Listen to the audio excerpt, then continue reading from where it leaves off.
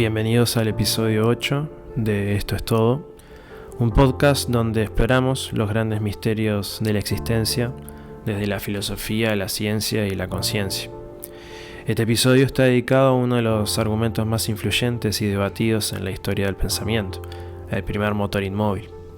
Basado en 3 ensayos publicados originalmente en mi sitio web, synapticas.com, analizamos si la causalidad y la noción aristotélica del movimiento permiten o no fundamentar racionalmente la existencia de Dios. Partimos del pensamiento de Aristóteles y su influencia en la escolástica, pasando por las críticas de Hume y Kant, hasta llegar a los cuestionamientos de la física cuántica y los modelos contemporáneos del cambio. ¿Requiere el universo una causa externa? ¿O el movimiento y el ser pueden entenderse como propiedades fundamentales e inmanentes de la realidad? Aunque mi visión ha evolucionado y se expone con más profundidad en mi libro Esto es Todo, especialmente en el capítulo El misterio de la existencia, estos ensayos siguen siendo una puerta valiosa hacia una reflexión crítica sobre el origen, el cambio y la posibilidad de una inteligencia creadora. Así que te invito a sumarte a este viaje filosófico y existencial en busca de preguntas que quizás valen más que las respuestas.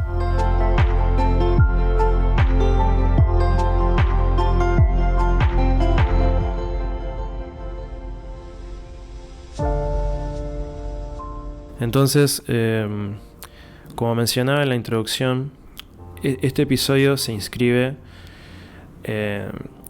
dentro de lo que fue una serie de 3 ensayos publicados originalmente en mi sitio web, synapticas.com, en el que se analizan la causalidad y la noción aristotélica del primer motor inmóvil como argumentos o no en favor de la existencia de Dios. El primer ensayo se titulaba El primer motor inmóvil no es un argumento concluyente a favor de la existencia de Dios. El segundo, la causalidad no es una ley y su relación con la existencia de Dios. Y el tercero son las respuestas a comentarios sobre el primer motor inmóvil, la causalidad y la existencia de Dios. El propósito inicial de estos artículos fue argumentar que ni la idea aristotélica del primer motor inmóvil ni la causalidad por sí solas constituyen pruebas irrefutables de la existencia de Dios.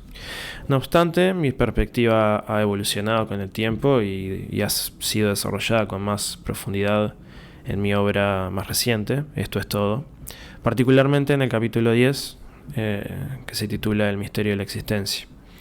En este capítulo examino el problema del vacío explicativo en el mundo y la noción de causa final con enfoques renovados, ¿no? Explorando la pregunta fundamental: ¿por qué hay algo en lugar de nada? ¿Y por qué ese algo es como es? En este trabajo sostengo que tanto la idea de un primer motor inmóvil como la de una causa final pueden ser comprendidas como intentos de resolver esta brecha explicativa. En este sentido, argumento que la causa última en la realidad parecería estar mejor representada, quizás por una entidad inteligente, no física y trascendente. Asimismo, profundizo en la posibilidad de un significado inefable en el universo y en la existencia de una inteligencia creadora.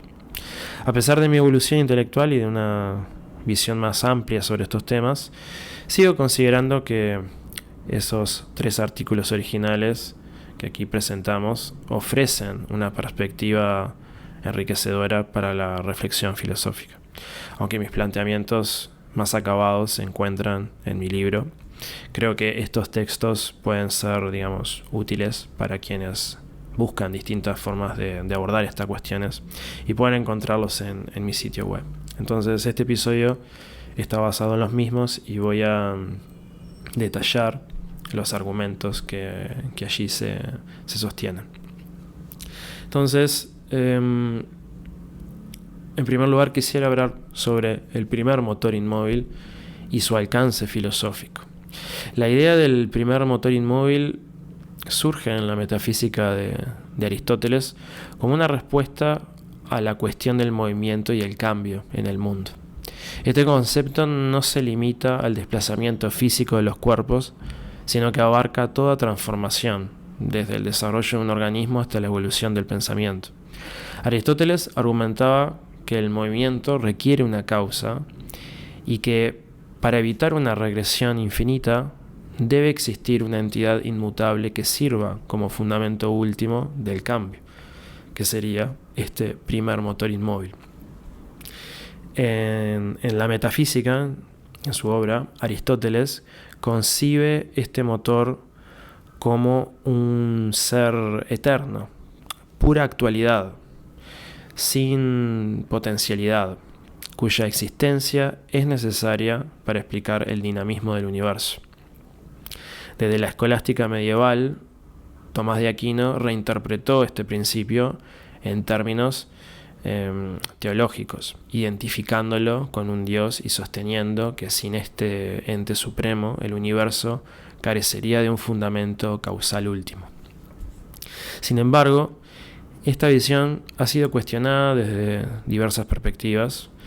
David Hume, por ejemplo, en su investigación sobre el conocimiento humano, criticó la noción de causalidad como un principio necesario, señalando que lo que percibimos como relaciones causales no es más que una costumbre psicológica basada en la repetición de eventos. Por su parte, Immanuel Kant, en la Crítica de la razón pura, argumentó que la causalidad es una categoría a priori del entendimiento humano, ¿no? Lo que implica que no podemos extrapolar su validez más allá del ámbito fenoménico. Desde la física contemporánea, incluso, modelos como la mecánica cuántica han puesto en entredicho en cierta forma la idea de una causalidad absoluta. Heisenberg, con su principio de incertidumbre, mostró que a nivel subatómico no siempre es posible determinar con certeza la relación entre causa y efecto, lo que en cierta forma debilita la noción de una cadena causal estricta que requiera un primer eslabón inmutable. Dicho esto, una alternativa a la hipótesis del primer motor inmóvil es concebir el movimiento y el cambio como propiedades fundamentales del universo, no requeridas de una causa trascendente.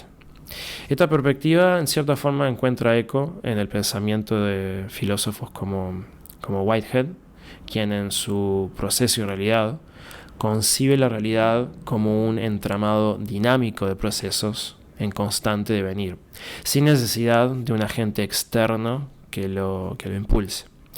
De este modo, es posible sostener que el cambio y la transformación no son fenómenos que exigen un fundamento metafísico inmutable, sino que son inherentes a la estructura de la realidad misma. En este sentido, el movimiento no necesita una causa externa para ser explicado, sino que se comprende dentro del marco de las estructuras fundamentales del universo. Así como las leyes lógicas son intrínsecas a la realidad y no requieren una justificación externa, la dinámica del cambio podría ser una propiedad fundamental del ser. Este enfoque, que difiere del aristotelismo clásico, por decirlo de una forma, sugiere que el universo material contiene en sí mismo las condiciones para su propia transformación sin necesidad de apelar a un principio externo. En términos contemporáneos, se podría decir que el cambio es una propiedad ontológica del cosmos, una característica inmanente que no requiere de un motor inmóvil para ser comprendida. Por ende, la pregunta central no es si hay un primer motor inmóvil en el sentido aristotélico, sino si la estructura misma de la realidad es suficiente para explicar su propia dinámica. En este contexto, el argumento del primer motor inmóvil no resulta necesario para justificar la existencia del movimiento, sino que este puede concebirse como un dato fundamental de la realidad, una propiedad ontológica del ser que no requiere una causa ulterior. Este análisis nos conduce a una cuestión aún más profunda. Si el universo y sus estructuras fundamentales son autoexplicativos o si, por el contrario, apuntan a una inteligencia creadora que los trasciende. Aunque mi visión ha cambiado con el tiempo, sigo considerando que el debate en torno a estos conceptos es crucial para la reflexión filosófica y teológica. Lo importante no es solo qué respuestas damos, sino qué preguntas seguimos formulando. Consideremos, por ejemplo, un ejemplo ilustrativo de mi obra Proposiciones. Allí desarrollo un ejemplo que consiste en una dinámica de sistemas. El concepto de cambio de estado es fundamental para comprender, por ejemplo, la evolución de un sistema a lo largo del tiempo. Este proceso puede representarse, por ejemplo, mediante una curvatura ondulada, imaginemos en un plano bidimensional, en la que distintos puntos numerados corresponden a estados particulares del sistema en su desarrollo temporal. El punto de partida de esta evolución sugiere un estado inicial, desde el cual la trayectoria del sistema sigue un patrón oscilatorio. Esta ondulación no es meramente arbitraria, sino que refleja variaciones en la energía o en las condiciones estructurales del sistema.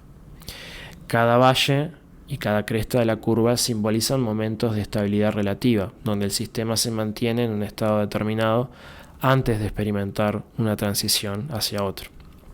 Estos cambios de estado pueden entenderse como momentos críticos en los que el sistema cruza umbrales energéticos que le permiten adoptar nuevas configuraciones.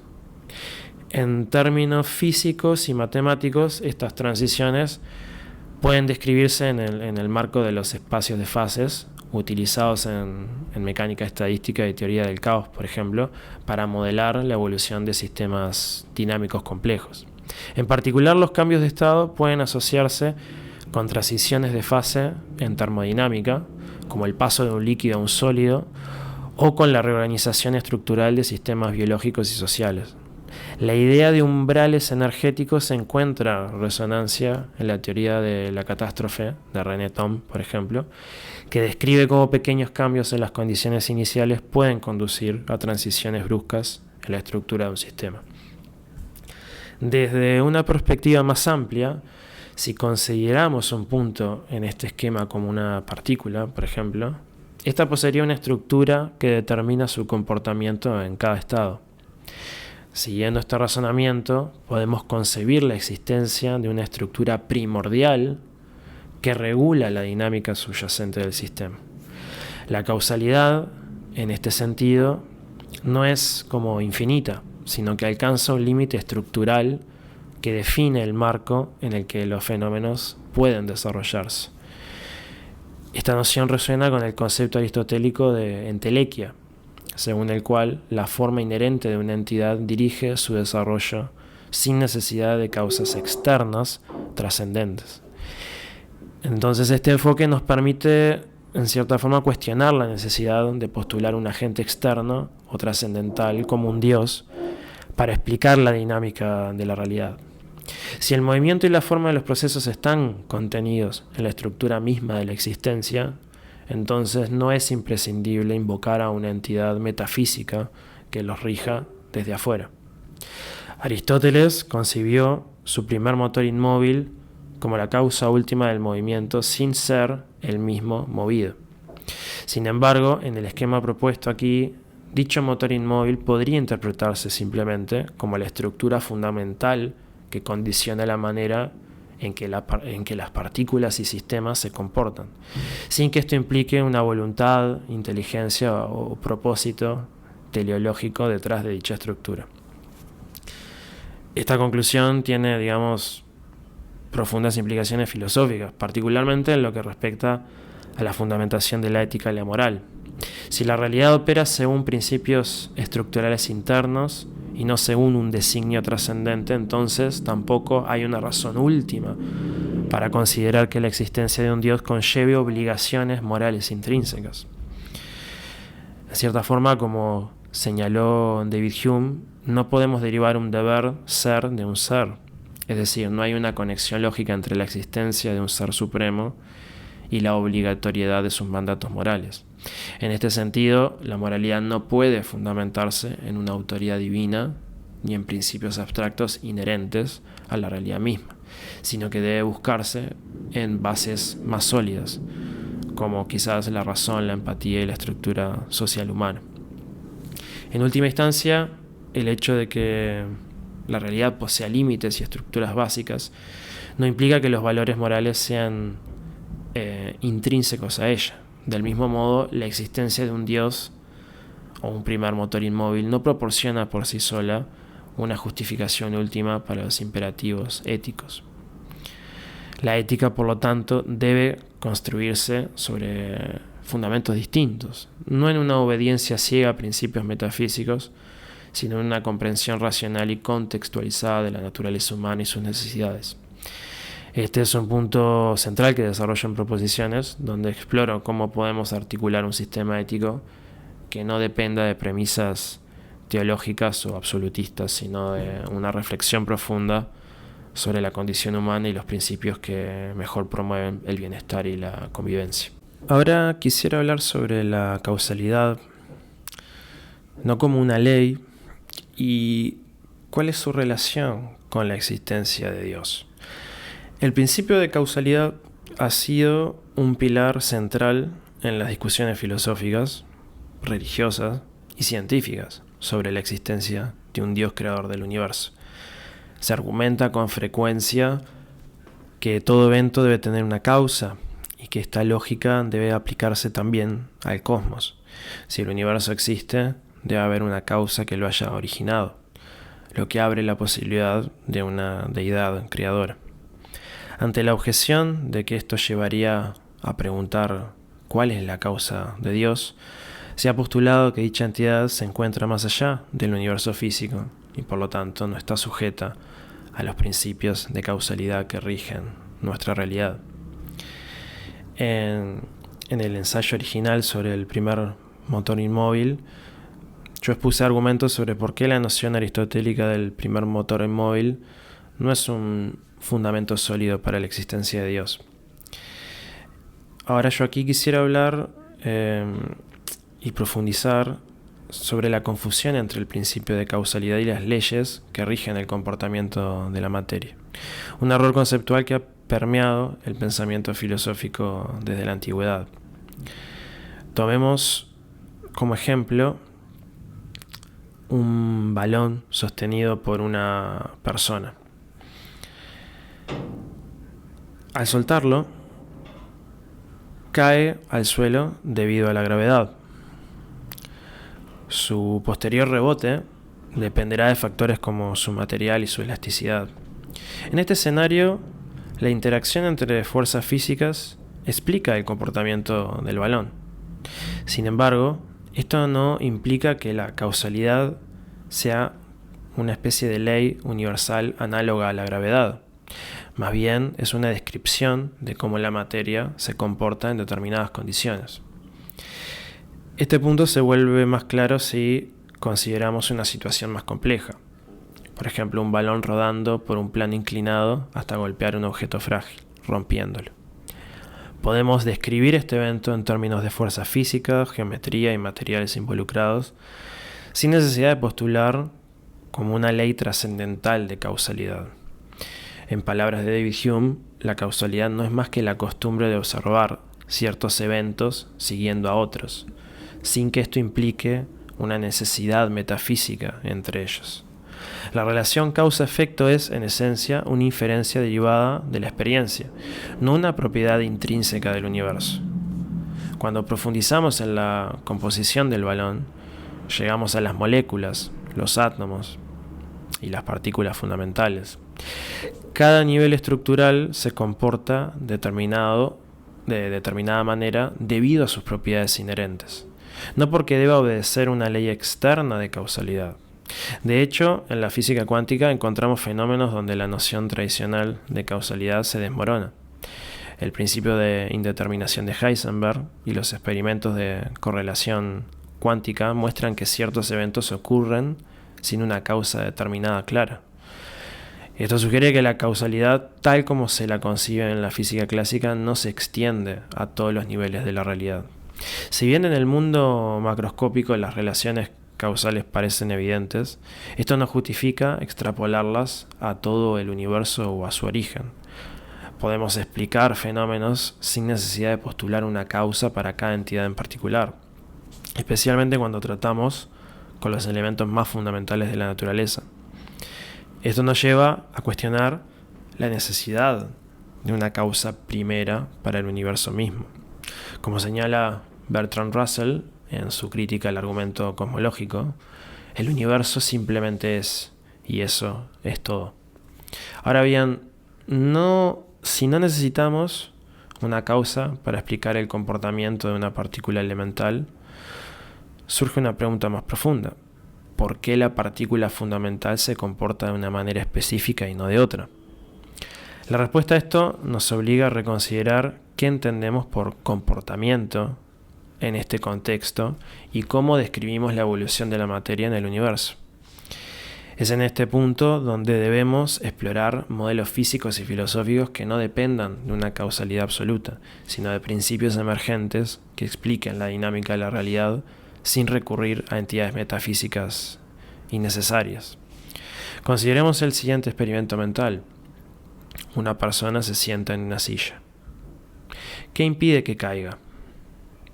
No es lo mismo una persona liviana sobre una silla robusta que una persona de mayor peso sobre una estructura frágil. La estabilidad de la escena radica en la configuración material de los elementos implicados. Si la resistencia de la silla es insuficiente para soportar la carga, ésta se rompe y la persona cae. Este proceso ilustra la dinámica de las estructuras materiales en el tiempo. Así, el comportamiento de la materia se define como la sucesión natural de estados de acuerdo con la estructura de los objetos implicados.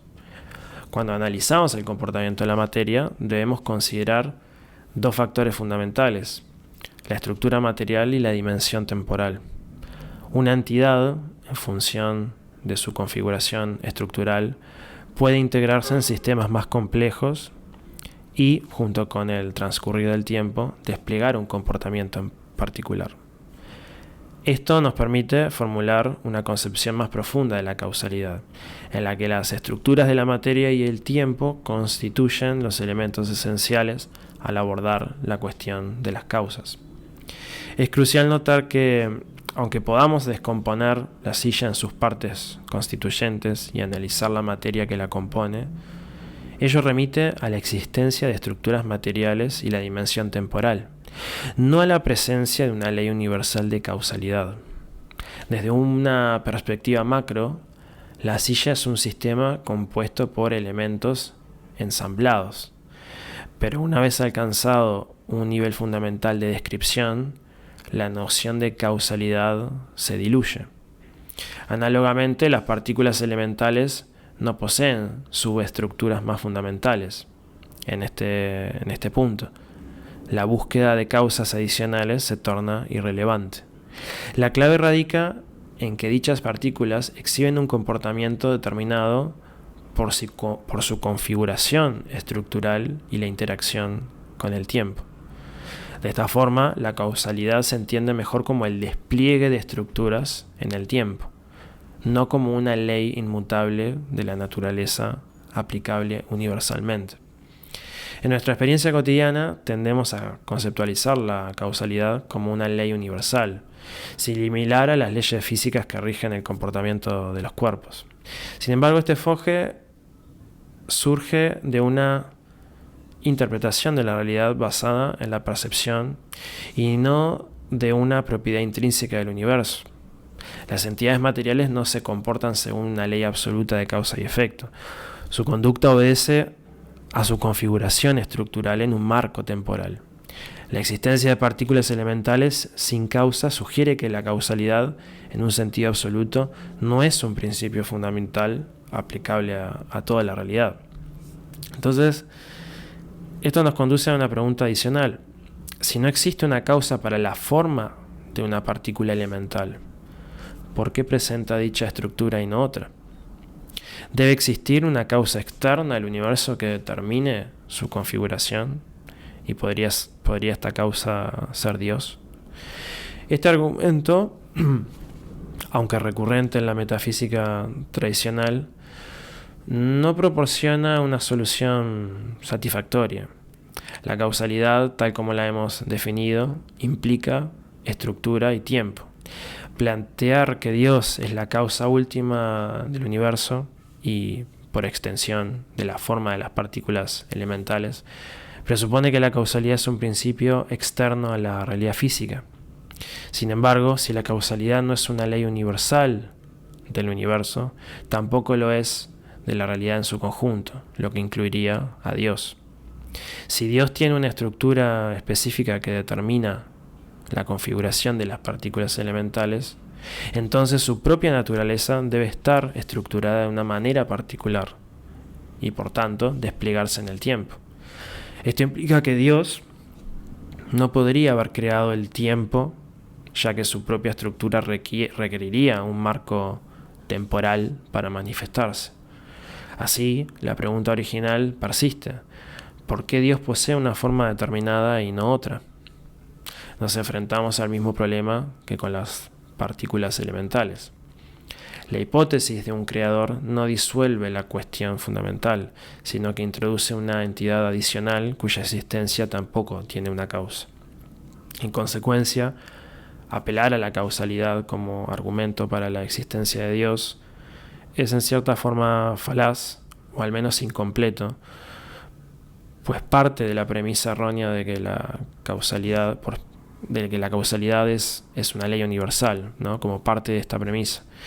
Dado que no todo requiere una causa, el universo mismo podría ser una de esas entidades sin causa. La noción de una ley absoluta de la causalidad no es más que una construcción conceptual, derivada de la observación del mundo macroscópico, sin fundamento en la realidad última del cosmos. Tanto el ensayo sobre el primer motor inmóvil como el de la causalidad y la existencia de Dios suscitaron ciertos interrogantes y comentarios,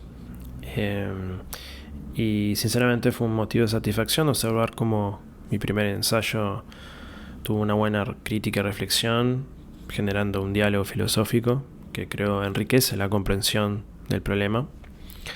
Pero en este sentido deseo dedicar acá también en este episodio algunas consideraciones a ciertas objeciones que surgieron en su momento, con el propósito de clarificar aún más la postura que yo adopté en mis ensayos en relación con la primera vía de Santo Tomás de Aquino, por ejemplo. El núcleo de mi argumentación en esos ensayos sostiene que el movimiento, entendido en el sentido aristotélico como cambio de estado, no requiere necesariamente una causa externa que lo explique. En consecuencia, la hipótesis de un primer motor inmóvil resulta de cierta forma superflua, pues el movimiento no precisa una instancia originaria trascendente para justificar su existencia. Este planteo no se reduce a una negación arbitraria de la primera vía atomista, sino que emerge de un razonamiento lógico, riguroso, en cierta forma, y es que si postulamos que todo cambio requiere una causa previa, nos vemos atrapados en una paradoja. La transición de un estado 0 sin movimiento a un estado 1 con movimiento implica ya un cambio en sí mismo, lo que presupone la existencia de movimiento desde el inicio. Esta observación se asemeja a la problemática expuesta por Immanuel Kant respecto de la causalidad en la crítica de la razón pura, donde advierte que nuestra conceptualización del tiempo y del cambio está ligada a los modos en que la razón estructura la experiencia, sin que ello implique necesariamente un punto de inicio absoluto. Desde la física contemporánea, la idea de un movimiento fundamental encuentra sustento, y la mecánica cuántica nos muestra que la realidad no es continua, sino discreta en cierta forma, lo que implica que el cambio opera como a través de saltos cuánticos que no requieren una causalidad externa inmediata. Heisenberg ya señaló que el principio de indeterminación implica una dinámica inherente a las partículas subatómicas, sugiriendo que el movimiento no es algo que deba ser puesto en marcha, ¿no? Como entre comillas, por una entidad trascendente, sino un aspecto constitutivo de la realidad misma.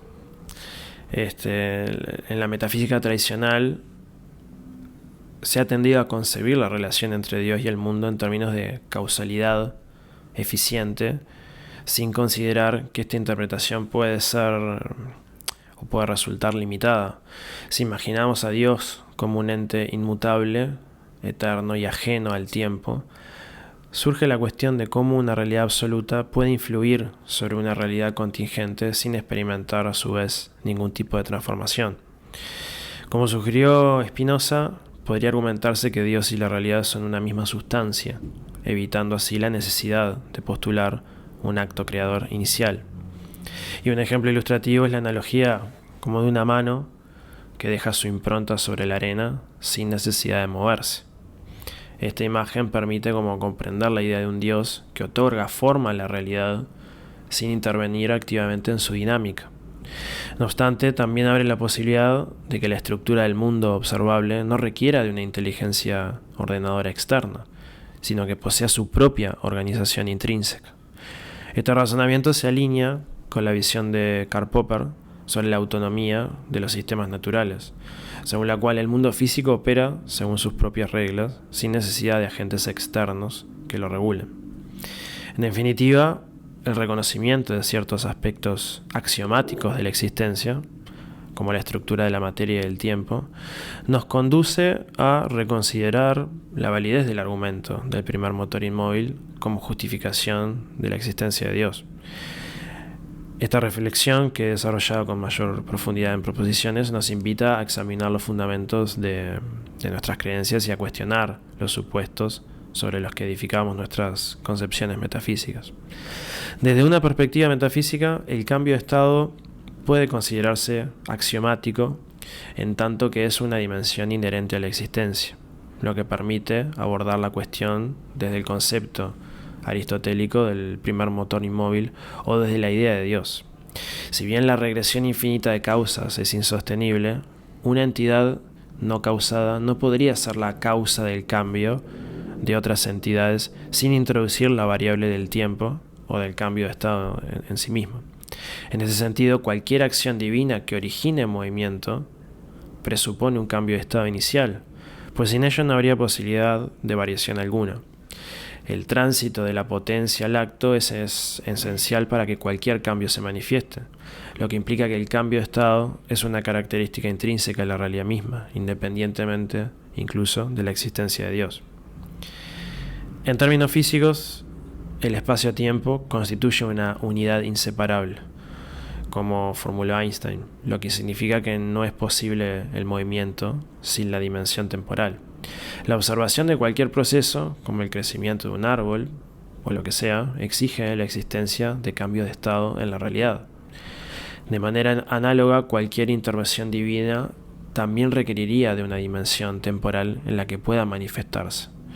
En consecuencia, si Dios es el origen del movimiento del cambio de estado de algo, entonces el cambio de estado es una propiedad fundamental de la existencia, irreducible a una causa externa. La pregunta sobre la causa última en la realidad también conduce a esta conclusión. Si la existencia requiriera una causa, dicha causa ya implicaría una realidad preexistente en la que pueda tener efecto. La noción misma de causalidad presupone un contexto real en el que pueda operar. Así, la existencia en sí misma es axiomática y no requiere ser causada, del mismo modo en que el tiempo o el cambio de estado no pueden ser reducidos a una causa previa sin caer en contradicciones lógicas. Es un error argumentativo sostener que Dios no forma parte del mundo y que, por tanto, el cambio en el mundo no implica un cambio en Dios. Esta afirmación asume una comprensión de la naturaleza divina sin fundamentación empírica ni argumentativa, constituyendo una solución ad hoc para evitar la cuestión del cambio de estado. Por otro lado, es crucial diferenciar entre razón suficiente y causa. Dios puede poseer razón suficiente sin necesidad de una causa, de la misma manera en que las estructuras fundamentales de la materia simplemente son, sin requerir una causa previa. Sin embargo, la ausencia de causa en estas estructuras no implica la ausencia de razón suficiente para su existencia y funcionamiento. Aplicando este razonamiento a la ética, si Dios es una entidad no causada, entonces cualquier sistema ético derivado de este carecería de una razón última para su obligatoriedad, pues no se fundamentaría en una causa superior. Lo mismo ocurre en sistemas conductuales. Un individuo puede actuar en función de una recompensa, pero no hay una razón última para que deba actuar conforme a ella, ya que ese criterio es simplemente un punto de partida sin una justificación causal ulterior. En relación con la noción de movimiento, es fundamental precisar que este no es un estado, sino el pasaje de un estado a otro. Siguiendo la concepción aristotélica, el movimiento es el cambio de estado de las cosas, vinculado de manera inextricable con la dimensión temporal. La aparente quietud de un objeto es simplemente otro estado dentro de una secuencia de cambios. Explicar la transición de un estado a otro requiere considerar las estructuras materiales involucradas. Por ejemplo, una ola que cae al suelo lo hace debido a la interacción con el campo gravitatorio terrestre, lo que determina la forma específica en la que se mueve, pero no el hecho de que se mueva en sí mismo. Si la dimensión temporal fuera eliminada, todo permanecería estático y ninguna causa podría manifestarse. Esto sugiere que el tiempo no es otra cosa que el factor que posibilita el cambio de estado, el cual no parece ser causado ni generado, sino que es una dimensión constitutiva de la existencia. Desde la física moderna, la cuantización del tiempo plantea un modelo en el que los cambios de estado ocurren de manera discreta y no continua. Así, el problema de la regresión infinita dentro del movimiento, donde un objeto debería atravesar infinitos puntos antes de alcanzar su destino, se resuelve mediante la noción de estados discretos. Y este modelo refuerza la idea de que el tiempo y el cambio de estado son dimensiones fundamentales e irreductibles. Por ello, la afirmación de que el cambio de estado requiere un primer motor inmóvil puede ser cuestionado, pues dicho cambio ya opera como un principio irreductible dentro de la existencia misma. Se podría argumentar que el cambio de estado es en sí mismo un motor inmóvil, en tanto que permite la manifestación de cualquier causa sin ser causado por otra entidad. Esta perspectiva evita la regresión infinita sin necesidad de recurrir a una entidad trascendente como Dios.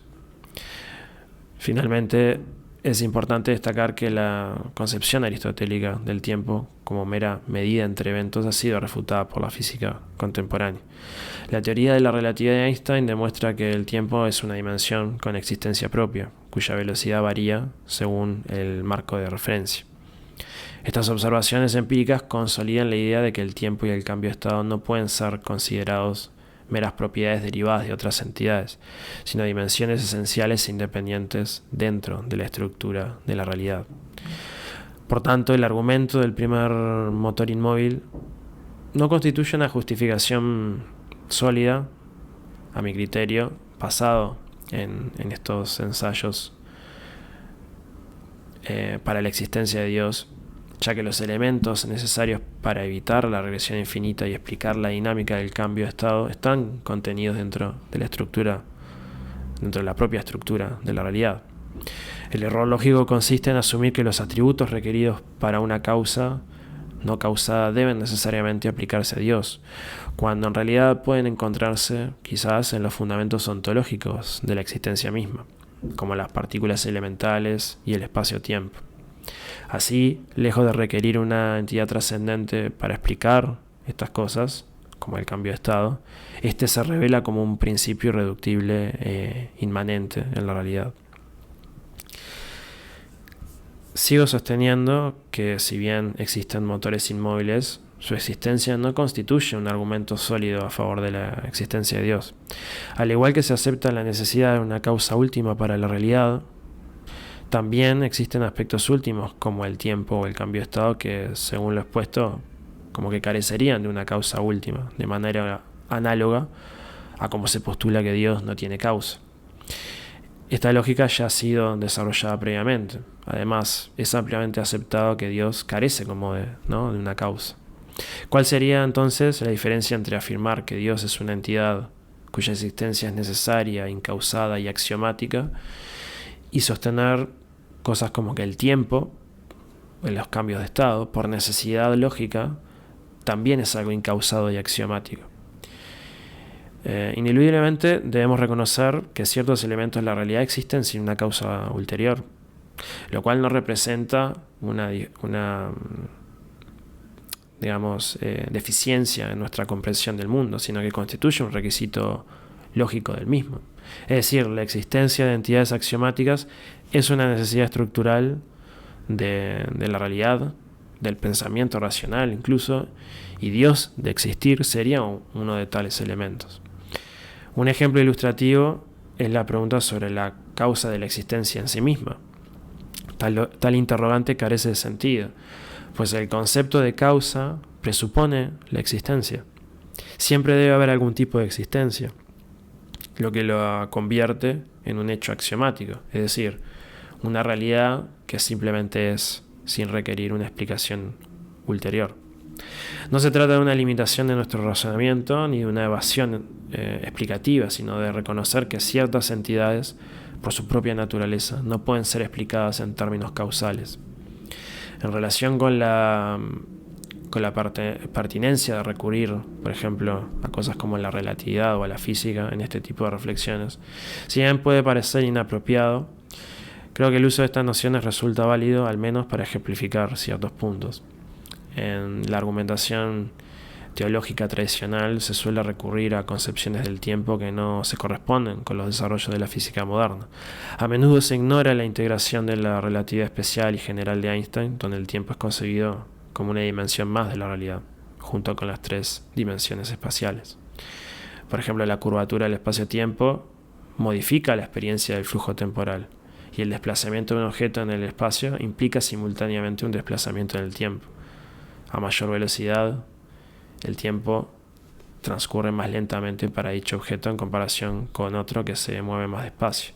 Asimismo, la presencia de una masa considerable, como una estrella, altera la curvatura del espacio-tiempo, generando dilataciones temporales observables. Aristóteles realizó contribuciones fundamentales al desarrollo del pensamiento lógico y de las reglas del razonamiento válido, logros de incalculable valor en la historia del conocimiento. Sin embargo, sus concepciones sobre la física no resultaron igualmente acertadas. Como ocurre con todos los grandes pensadores, algunas de sus ideas han sido superadas por distintos avances en el pensamiento.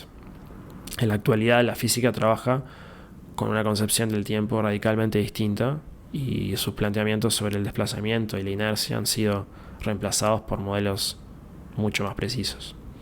El tiempo aristotélico es insuficiente para explicar los fenómenos físicos contemporáneos, ya que en la física moderna el tiempo se entiende como una dimensión con existencia propia.